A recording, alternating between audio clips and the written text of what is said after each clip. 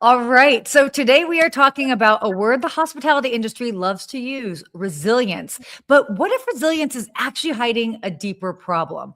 We'll get into a sharp new argument about whether hotels and airlines have mistaken peak conditions for permanent demand. Hotel CEOs debating what kind of economy we're even in right now. Also, what letter alphabet it's correlated with.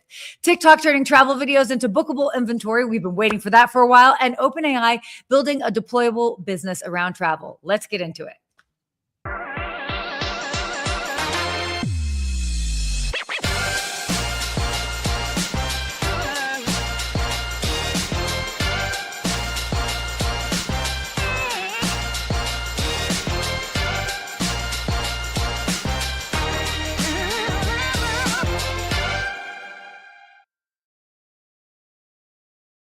Ooh-wee. Good morning. Good Did morning, you- Sarah. Welcome back. We missed you last week. Yeah, I was about to say, did you miss me last week? For sure. Listen, Katie Klein did great, but the partner in crime was missing last week. I know you were traveling and I think you were on a plane at that time or giving a speech or what amazing thing were you doing last week? Something. Oh, well, exactly at this time I was on a plane. So that is the whole thing when you've got East Coast or so West Coast to East Coast. But I have to hop on those early morning flights. And sometimes that is the way that it works out. But yeah, I know. That's the way it is sometimes. Exactly. Well, you're back. Well, I was in Charlotte, North Carolina over the weekend, which is always great. I love visiting Charlotte.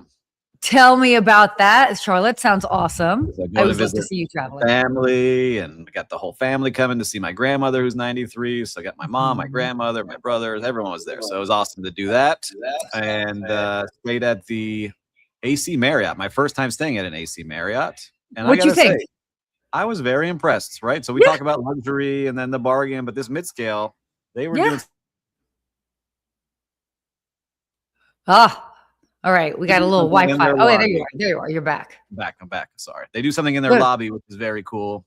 Is that they put out a little like treat in the morning, which was like a shower steamer, and on a little cart that said, "Hey, try this in your shower. It'll eucalyptus mint," and you put it in there, and it was just a nice touch for them to have there. It was very cool to see. But I like how they're doing all those small touches in that hotel. Just a good brand overall. Yeah, it is. It is a good brand. I mean, again, it's to me what I really like about AC hotels is it's kind of perfect for those shorter trips, something that you don't need a whole lot. You kind of just need a nice, clean, easy room to stay in while you're traveling, and you're probably not spending a lot of time in the room, but you just want someplace nice and clean and safe to come back to. So, yep, I loved it. So it was a good spot. Good job, AC Marriott Charlotte. Yeah, I love that. Look at you going to Charlotte. Wait, is it Charlotte the airport where they have rocking chairs in it? They have rocking chairs all throughout. Yep. Yeah. That's a good spot. You got a good memory. A lot of people hanging out, looking out onto the runways, checking out all the planes coming in and out, and the rocking chairs. I always think that's so funny. So, but yeah, definitely a great spot. So last week I was in New York. I don't know how much I can share, but I'll share a little bit. No, nothing. So I was in New York filming something for our friends over at Travel and Leisure. I'll just say that. How about that? So stay tuned for that because that'll be very cool when that ends up coming out. But yeah, that was kind of fun. And then, wait, hold on. We'll have to talk about this. Maybe we'll talk about it towards the end. I ended up going to dinner in Las Vegas at Pappy Steak. And I bring this up because Poppy Steak. Well, whatever. Poppy. You gotta say, oh, they're Poppy. Poppy. Poppy. I was with a bunch of like random East Coasters. They were like Pappy. They kept saying like I was like, no, it's like Poppy, like I Poppy, and then whatever. Yes. Anyway. So Poppy, dude, the $1,000 beef steak. Did you open it? Did you buy it? No, they did not buy it. Which is crazy because they actually had the funds to buy it, but when they looked at the prices, they were like, "This is insulting." And it was the one guy's birthday. I was like, "Dude, if you're gonna go get $1,000," they're like, "It's $1,000 for a 55-ounce steak." I'm like. Listen, they bring the steak out in a briefcase with like sparklers, and you open it. Everybody's like out, they're cheering. It's a thing. It's the Flash. It's the Miami Flash that they're trying to bring to Vegas with the Gretman group, and they do a great job making a scene and making things celebrate. But yeah, it's over the top.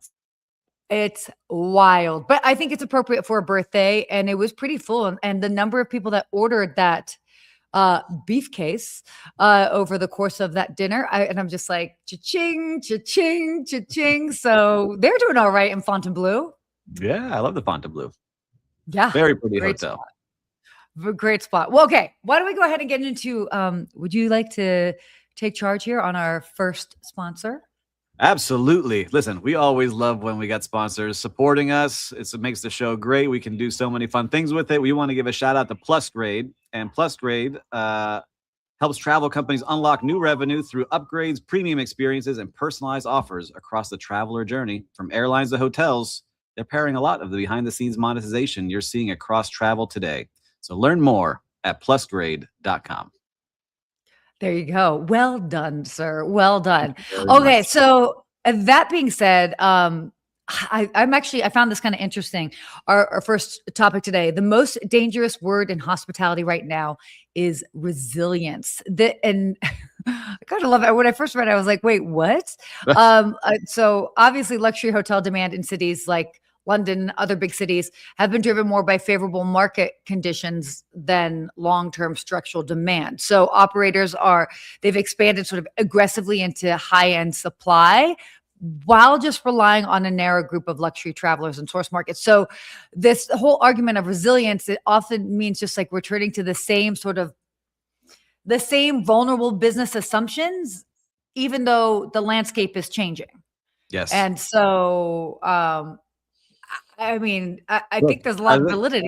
There's a lot going on, right? We keep saying for the last couple of years how luxury is what really is pushing these hotels to really be profitable. And that's what most people are spending their money on, but they've lost a lot of the middle. And while that was going on, more and more luxury hotels kept opening in these markets. So look at London. You have so many luxury properties right now. There's only so many people that are spending $1,000, $1,200, $1,500 a night on these kind of properties.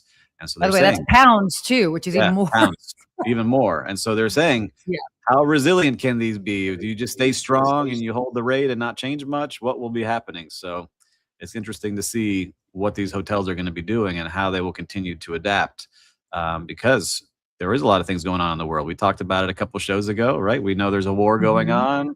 Prices of gas are getting much, much higher. Prices of flights are getting more expensive. For the everyday traveler, it really is expensive. I had to cancel a trip because all of a sudden what I was expecting to pay doubled, right? And I was like, oh my gosh, this is crazy. So I had to delay a business trip that may have made something happen. It just wasn't worth the value at that time. It's crazy. I'll just say this and we'll kind of come back to I'm going to Amsterdam in about 10 days. An economy is $4,000. If I'm trying to be there for like 5 days. If I stay for a week, I could have gotten the economy ticket for $2,000. Now that's probably like $2,700, but economy is $4,000. And it's crazy. And I keep like, how can I wiggle around this? Can I use points? All of that. And it's like, nope, every which way. And the flight is not even full. So then at a certain point, it's like, what are we doing here? They're just going to fly a half empty plane because they've got the prices so high? I mean, yeah, I don't know what will happen, right? Especially in business travel. Like this was a business travel for me, a business travel for you, and I had to put it on hold. And so I think it will start to really see a lot of these impacts 3 months from now when those hotels start reporting their earnings after this quarter to show, look, people weren't traveling as much. I think the mid-scale will actually see a boost now because people are going to look for that value in these hotels. 100%. 100%. And what was interesting, kind of going back to this this article, is we've been talking about this for some time. This whole premium push. So yes, so it's kind of like there's been such a focus on the premium push that wait a second. What about, for example, like in hotels? What about could be argued the aspirational luxury traveler, the ones that are totally okay paying between $600 and $1,000 a night? They're not really paying attention to them, but they, as you mentioned, seem to be pretty durable. Those that were maybe paying a little bit more would be comfortable going down to that rate. So it's interesting how just where the focus has been recently. Yeah. So it's a cool article. I like what they put together and how they were sharing everything. Paul says nothing economical about that. You're correct, Paul. There is nothing there, but we're starting to see it more and more. And I think just look, I am not ultra wealthy like some of the people. I can afford the 2,000 pounds a night, but I traded down on this trip to Charlotte where I normally would have stayed at somewhere a little bit more upscale. I traded down and ended up liking that brand. And so now I think you'll see a lot of people doing that where they're going to travel to some brands that maybe they haven't tried out before. And so now I think I would do that more often. So it's going to be interesting to see how prices adjust. Yeah, no, they will. And again, I think just that focus on it's not necessarily just the premium travelers. Like you've got to be more diversified. Kind of like what we used to be, I would say. Yeah. But again, the long-term winners really in this are going to be really the brands that end up being willing to acknowledge the diverse type of travelers there are out there and cater to more of them, so long as it makes sense for their brand. Well, I'm excited to see at the end of the show on whose brand is it anyway. My favorite part of the show. It's one of the things that are going to be in that economical range. So we'll see. Yeah, love it. Why don't you jump into our next sponsor? We got 2 sponsors today, Sarah. We do. Do you want to do it or you want me to do it? You're good. You're so good at these. Oh, I'm so good at these. Okay, so before we move on to our other topics, quick shout out to one of our other sponsors, Bilt. This episode is brought to you by Bilt. They are helping restaurants and hotel F&B teams better understand their guests and create more personalized experiences that drive repeat visits, which is exactly what we were talking about. So if you care about loyalty and guest experience, it's worth checking out. Head to joinbilt.com/GMH. Thanks so much, Bilt. So very cool. All right. Okay, so hotels, we were talking about this, and then I had kind of hinted at this at the beginning here. Hotel CEOs can't agree on what letter the economy is, which is just so funny. Like really? But what was interesting with this is that you had both Hilton CEO Chris Nassetta. He's basically arguing the economy is K-shaped, recovery towards a C-shaped. What does that even mean? I was trying to understand. I'd like to buy a vowel, please. And then Marriott CEO Tony Capuano also pointed to improving select service demands, but basically public performance is still showing that luxury is outperforming mid-scale. So yeah, you want to try to explain the letters of the alphabet? I don't understand. I gotta maybe get some AI to help me teach me about the K shape or C shape, but I understand that they're saying that things are slowly coming back. They're coming from the bottom and they're coming up to the top is what how they're traveling. But it was interesting to see on some of those reports, the growth of RevPAR is not truly in those luxury properties. It's more in those properties that give you a little bit more space that are like the Home 2 Suites, I think was an interesting one where I saw the most growth. And I stayed in one. And it really is the convergence of vacation rental and hotel. So you're getting more bang for your buck, more space. The finishings aren't the best inside the Home 2 Suites, but you're getting more for what you get. And so I think that's what people are going to be looking for more and more, which is interesting. And that's what I think we're seeing with these CEOs really talking about is they're starting to see the mid-scale improvement recently.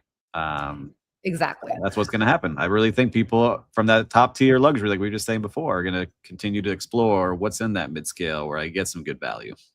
Yeah, I mean, this is very much, it kind of echoes what we were talking about a bit with the first article. So K-shape economy kind of bending into C-shape is kind of meaning that mid-scale is catching up to luxury. So, and both the CEOs sort of agreed upon it. They weren't necessarily pointing to the same letter of the alphabet, which I think is just hilarious. But that's the story, is like the middle's coming back. But it's interesting because the data is kind of telling a little bit more of a complicated story. Because with Marriott, as their luxury ADR grew more than twice as fast as select service.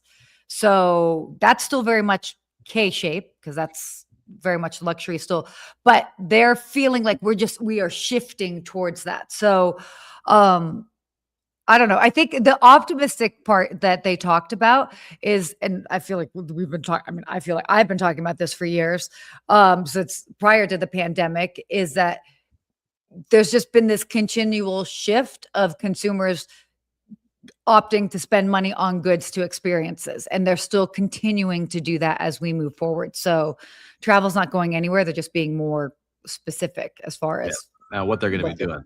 The other big Yeah. news out of this from both companies, Hilton and Marriott, was that the fees continue for their credit cards continue to grow. This is not slowing down. Yeah. And this is a big moneymaker for all them.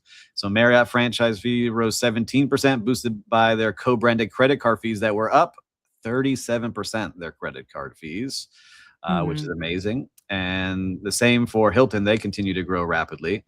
And the other part, which was interesting, is that they're adding so many hotel rooms.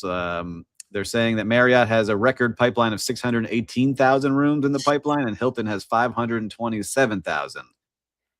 It's a lot. That is a lot.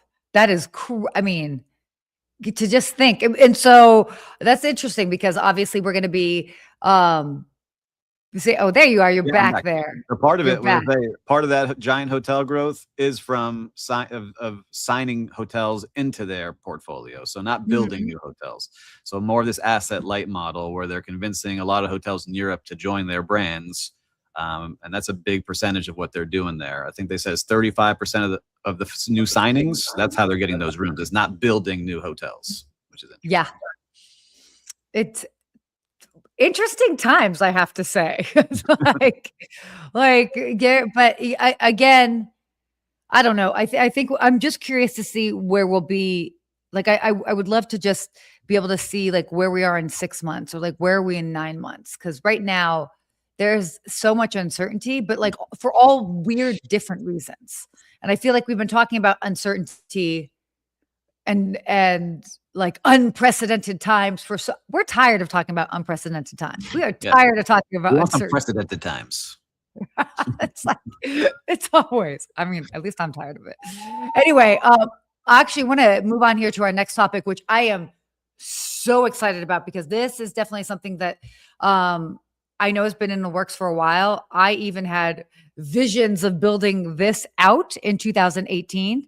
Sarah, the tech genius. But TikTok is basically turning travel videos into bookable inventory. Love this. So TikTok did it with shopping. Now they're doing it with travel. TikTok Go just launched in the US. And by the way, like yesterday or 2 days ago, they launched letting users tap a video and book a hotel or experience right there in the feed. Now, if you're wondering, okay, how are they doing that? Who are they partnering with for inventory? That's Booking.com, Expedia, Viator, Get Your Guide, and Trip.com. So what's interesting is it's also not a separate tab. It shows up in your For You feed, search location pages. So that same scroll, just now there's a book it button. And again, for those that are interested, creators can now earn commissions. I need to do a deep dive and see like what they're doing with their commission structure, because that was something I was super fascinated with. Like how much of the pie are they giving to these creators? But again, this has been something people have been talking about, asking about for a while. Do they basically build out their own OTA and inventory, or do they sort of like white label and then end up going through the others? So using their API and have access to all of their inventory. But I love this. I'm sorry, I could talk forever. So please chime in. Oh, did you freeze when I asked you to chime in? That is crazy. Okay. So until you hear me? Am I back? Now you can. You're back.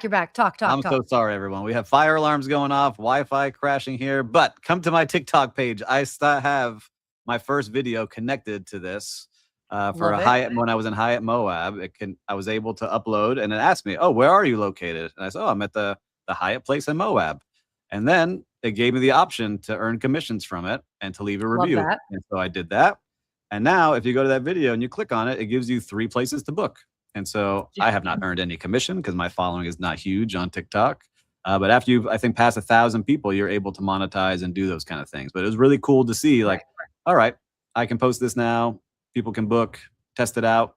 Really interesting to see how it works. So for bigger creators and travel influencers, it'll be a nice little bump in their revenue. But I also think it doesn't give you direct booking. I would love to see direct booking to those sites versus through Expedia and Trip.com. But Yeah. that's how they get the affiliate fee, because they already have affiliate programs set up. So that's really what they're doing. No, of course. And I love that you brought that up. I've got like 4 different hotel videos to post. I've just been busy with other work. So I'm excited to play around with that and, or even go back.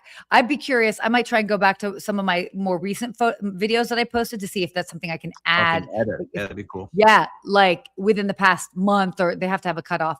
My guess is if it's been posted for more than a week, you probably can't, but yeah, this is, I think this is huge. So last year I spoke at the Booking Direct Summit. It actually is happening right now in Mexico City. And I did a whole presentation on TikTok and what people can expect and what I said. And it was exactly a year ago. I'm like, we're not there yet, but it's coming, and get ready, because this is where everybody is getting their travel inspiration. It's true. More than AI. And live shopping is gigantic. It keeps growing and growing every single month here. I'm starting to see like, all right, some people like selling interesting things. Like, all right, I would buy that. And so all of a sudden, like, all right, if I can do that, why not with travel? Travel, I know, is a little bit more expensive and a bigger purchase.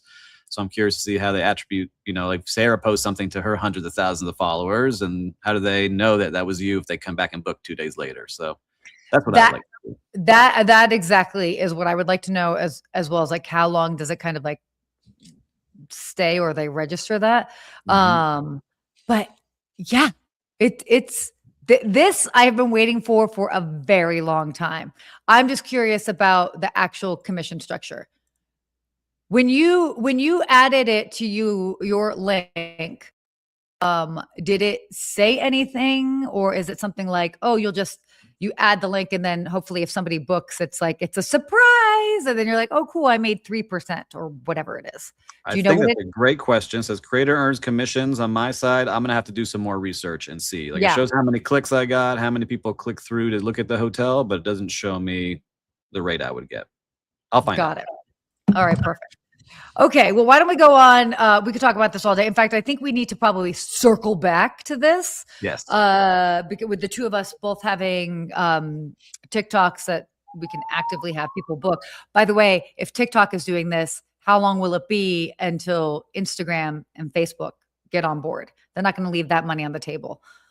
And it's also direct competition with AI platforms like Chat and Claude that have all been about, oh, you can book in. Yeah. So, everybody's getting in, fighting for the traveler. And YouTube. Like, I watch YouTube all the time for like room tours. So if I can book straight from there all the time, like that's how I plan a lot of travel. Cruises, hotel rooms, restaurants, all these places. Soon it'll all be connected.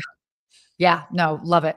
Okay, so just moving on here to our final topic. OpenAI builds AI deployment business around travel. So OpenAI launched a new $4 billion deployment business focused on embedding AI directly into enterprise operations. So basically, the acquisition of Tomorrow brings in the team behind Virgin Atlantic's AI concierge. Oh, my favorite. Virgin Atlantic's AI assistant. So they already handle bookings, loyalty management, and customer support across voice, image, and text. And then OpenAI plans to place engineers directly inside client organizations to help accelerate adoption and operational deployment. But I mean, basically, the company's saying enterprise AI adoption is now moving beyond experimentation and well into execution and integration. So an infrastructure. So this is cool. It's moving fast. They're moving quickly to really secure, like, hey, we want to be what companies use. They're going, we don't want you using Microsoft and Google and all these other platforms. Use us. We'll create the bots. We'll create the agents. And companies want to make sure that all of their data is secure and their customers' data is secure. So they're really working hard on this. I'm seeing so many products just in the last week and a half, right? It's like, Anthropic put something out with something new with Claude, and then you've got something new with OpenAI and ChatGPT, and it's just like every week they're one-upping each other, and it seems to be speeding up now, which is wild to see. So it's interesting. So I mean, kind of like the catch with this is that it's, keep in mind, if you're implementing this, it's not neutral per se. You end up being in their ecosystem. So that's just something to keep in mind. But the other thing, I find this fascinating, but like for hospitality, AI, this AI concierge, which has been, I mean, I have literally been part of those conversations at least since like 2016, 2017. But this is it's not just like a random text type of like, this is not the future, right? We are living in the future. It's very much like a competitive like infrastructure, and we're seeing it kind of adopted across the board. So yeah, a lot of people answering messages. There's a lot of times like it fakes me out still to this day. Like it's getting better where I'm talking on the phone and I thought I was talking to someone. It's not someone. So oh yeah, it's I getting feel like better and better. Definitely. Definitely. Okay. Why? Oh, and speaking of, oh my gosh. Oh, I just saw this. Oh, okay. Frederick jumping in here. Can't wait for this. I don't know if you were talking about AI or TikTok, but probably AI. Stuff on YouTube. She, by the way, has been it's been quite awesome to see her explore quite a bit with Chat GPT and then also Claude. So, I mean, again, okay, Frederick, keep it up. Keep it up. Okay, so why don't we get to your favorite? My favorite. Do we have the music again? Dun, dun, dun, dun. Whose brand is it anyway? Where we try to guess. Oh my God. Really? Owns this brand. Let's see. Okay. We are ready. Ooh, I know this one. I think. Pretty positive. I think so too. Oh, wait, hold. Owns this brand. Joy right. Hotels. Which parent company? This is a pretty famous one, I feel like, for the sub-brands. It is. Before you show it, let's get the comments here. Who do you think owns this brand? I'm going to go with Hyatt. I was going to say IHG. What do we got? I should know. I should actually know. And if I'm wrong, what brand owns that? Oh, there we go. Oh my gosh. My first one. Bravo. Hyatt. The only reason I remember that was because I forget the CEO's name, but he went on to work with Airbnb. So that was part of the story. Right? He created this boutique hotel brand that was very cool and unique and then worked with Airbnb. So I don't remember his name. Maybe, Will, you can share his name if you know it here on the screen. Yes. Do I get points for that? You get points now. You know the CEO, former CEO that created the brand. Oh my gosh. Paul Manzi, incorrect. Not Hilton. Oh, I see a lot of guesses here. A lot of guesses that were not correct. No, it's tricky. Well, wow. Yeah, we flew through this. How about a real-time recap? What did you see out there? You went to the Fontainebleau and checked out Poppy Steak, the Miami import. Yeah. It's interesting. And actually, last week when I was in New York, I stayed at the Hotel Park Avenue. Mm-hmm. Super cute hotel. Fascinating because you have to go and check in and you have to key yourself.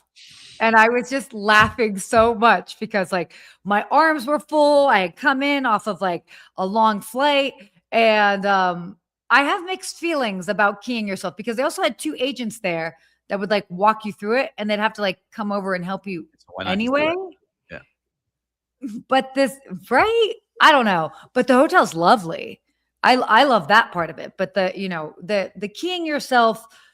And I was videoing it. I made a joke. I was like, don't worry. I know what I'm doing. I've done this before. but a beautiful property. Amazing. They've got a cool rooftop bar there. I just want to give them a shout out. Golden Child is what they've got upstairs. Park Rose is their restaurant downstairs.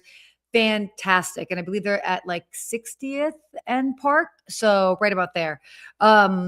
Amazing property. So shout out to Hotel Park Ave. If you are going to be in New York, check them out, sort of Midtown East area. Highly recommend. I love it. Well, that sounds like a good place. I'm going to give out a quick shout out to a local restaurant in Charlotte, North Carolina. I don't know how many people are there, but it's a little French cafe tucked away by the hotel called Renaissance.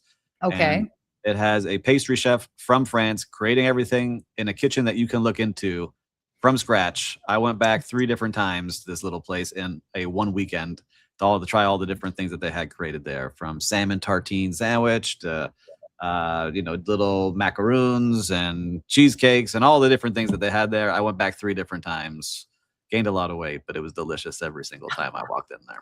So it made you feel warm. And I love seeing someone who's a craftsman really showing off what they're doing with a kitchen that's in the middle of the restaurant. Yep. And you can watch them like behind the glass, almost like you were looking into a chef's aquarium. Yeah. Cool. I love that. Yeah. I love that. Oh, well, it is so good being back. I love when we get we miss 1 week together and it's like, it feels like so much time has passed. We got the band back together here. Sorry for all the fire alarms going off and the Wi-Fi that's cutting in and out, everyone. With the live stream, sometimes it gets a little tricky, but appreciate you always joining live, commenting. And listen, until next week, everyone. Mm-hmm.